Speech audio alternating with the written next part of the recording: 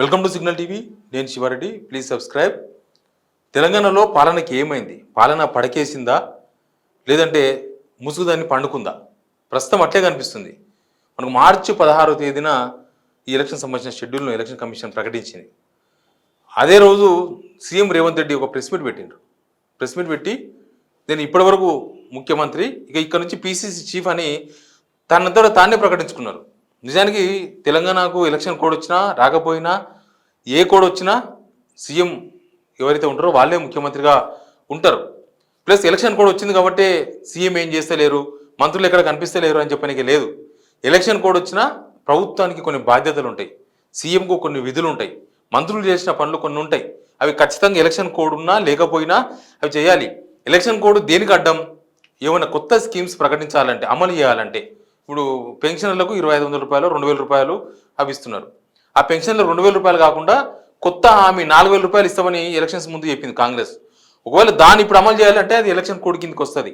Election code ఉల్లంఘించినట్టయితే ఒకవేళ దాని కనుక మేము ఈ మంత్కి అమలు చేస్తామని చెప్తే, ఎలక్షన్ కోడ్ కన్నా ముందు కనుక ఆ స్కీమ్స్ ప్రకటించుంటే అవి కంటిన్యూ అవుతాయి. పాత స్కీమ్స్ ఏమున్నా కూడా ఎలక్షన్ కోడ్ వచ్చే కన్నా ముందు, మార్చి 16 కన్నా ముందు ఏదైతే స్కీమ్స్ ఉన్నాయో అవి కొత్త గవర్నమెంట్ ఇచ్చిన స్కీమ్స్ కావచ్చు, పాత గవర్నమెంట్ ఇచ్చిన స్కీమ్స్, కొత్త గవర్నమెంట్ కొనసాగిస్తున్న స్కీమ్స్ కావచ్చు, ఇవన్నీ కూడా కంటిన్యూ చేయొచ్చు.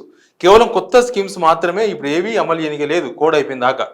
కానీ ఇప్పుడు ప్రభుత్వం ఏం చేసిందంటే ఎలక్షన్ కోడ్ వచ్చింది, మాకేం సంబంధం లేదు, ఇప్పుడు అంతా పరిపాలన అంతా కూడా ఎన్నికల అధికారుల చేతుల్లోకి పోయిందని ఈ మధ్య రొటీన్గా మాట్లాడుతున్నారు. మంత్రులు మాట్లాడుతున్నారు, సీఎం రేవంత్ రెడ్డి మాట్లాడుతున్నారు. అసలు మంత్రులు కనిపిస్తున్నారు ఎక్కడైనా తెలంగాణలో? ఎక్కడైనా కొన్ని జనాల సమస్యలను పట్టించుకోవడానికి, బాధల్లో ఉన్న రైతులను పట్టించుకోనికే, లేకపోతే బాధలో ఉన్న తెలంగాణ ప్రజానికం దగ్గర పోయి భరోసా ఇయనికే దానికి ఎలక్షన్ కోడ్ అడ్డం రాదు. కేవలం కొత్త స్కీమ్స్కు మాత్రమే అడ్డం. ఇప్పుడు ఆల్రెడీ పాత స్కీమ్స్ కొనసాగుతూ ఉన్నాయి. రైతు బంధు విషయంలో అసలు రివ్యూ లేదు. రైతులు కరువుతో ఇబ్బంది పడుతూ ఉన్నారు. కొన్ని ఏరియాలో తాగనీకి నీళ్ళు లేవు, సాగునీటికి నీళ్ళు లేవు. దగ్గర దగ్గర 80,000 నుంచి 1,00,000 ఎకరాల పంట, రకరకాల పంటలు ఎండిపోయినాయి. దానిలో వరి ఎక్కువ. కరెక్ట్గా పొట్టకొచ్చే దశల ఇంకొక 10-15 రోజులు అయితే మేము కోతకు వచ్చింది అన్న మూమెంట్లో నీళ్లు లేవు. అసలు ఈ సమస్య అంతా కేవలం కొన్ని ఏరియాల్లో కాదు, తెలంగాణ మొత్తం అలాంటి సిచ్యువేషనే. సీఎం రేవంత్ రెడ్డి కాన్స్టిట్యున్సీలో చాలా ఏరియాల్లో తాగనీకి నీళ్లు లేవు. అక్కడ కూడా మొత్తం భూగర్భ జలాలు ఎండిపోయినాయి. ఆ సమస్య కదా. దాన్ని అడ్రస్ చేయాలంటే కోడ్ అడ్డం వస్తుందా? హుస్నాబాద్ కాన్స్టిట్యున్సీ పొన్నం ప్రభాకర్ మినిస్టర్గా ఉన్నారు. అక్కడ లేవా ప్రాబ్లం? అక్కడ లేదా రైతులు, అక్కడ పొలాలు ఎండిపోలేదా? సరే, 1,00,000 ఎకరాలు ఎండిపోకపోవచ్చు, కానీ 80,000 ఎకరాలు ఎండిపోయినా, 1,00,000 ఎకరాలు ఎండిపోయినా, 50,000 ఎకరాలు ఎండిపోయినా అవి రైతులవి కాదా?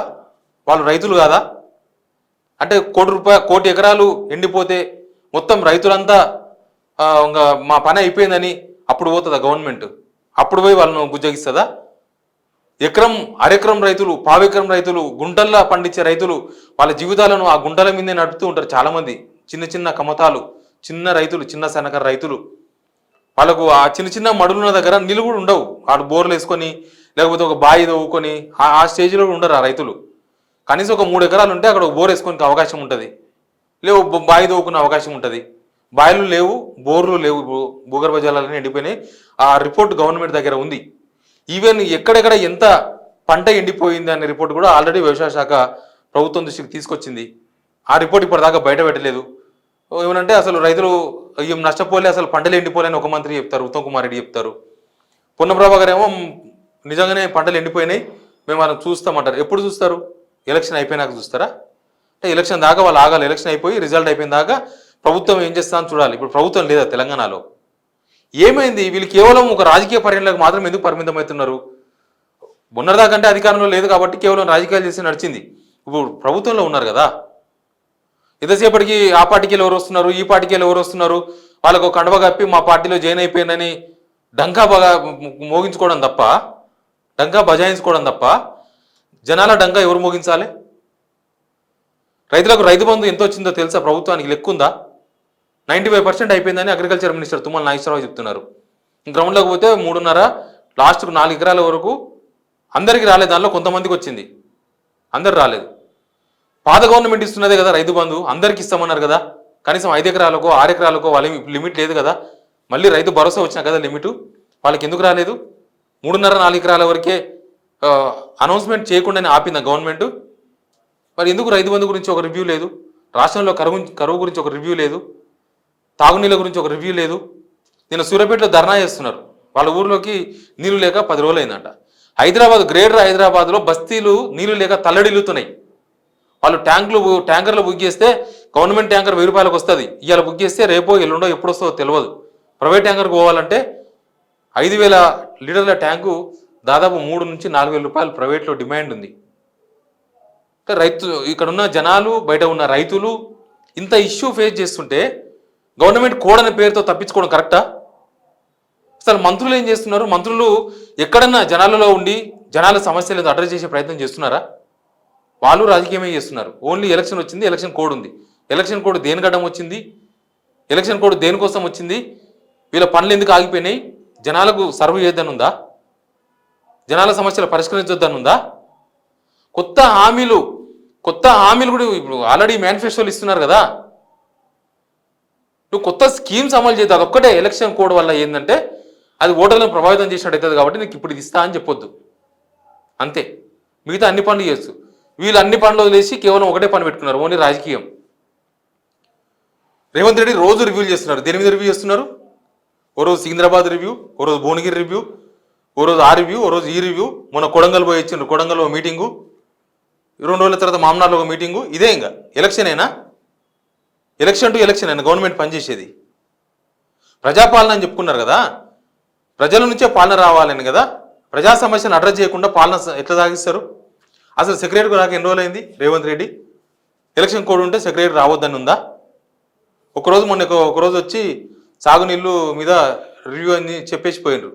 అసలు సాగునీళ్ళ మీద రివ్యూ అంటే ఆఫీసర్లు ఏం చేస్తారు? గవర్నమెంట్ ఉన్న పొలాలు ఎండిపోకుండా నీళ్లు విడుదల చేస్తే అది ఎలక్షన్ కోడ్ కిందకి వస్తుందా?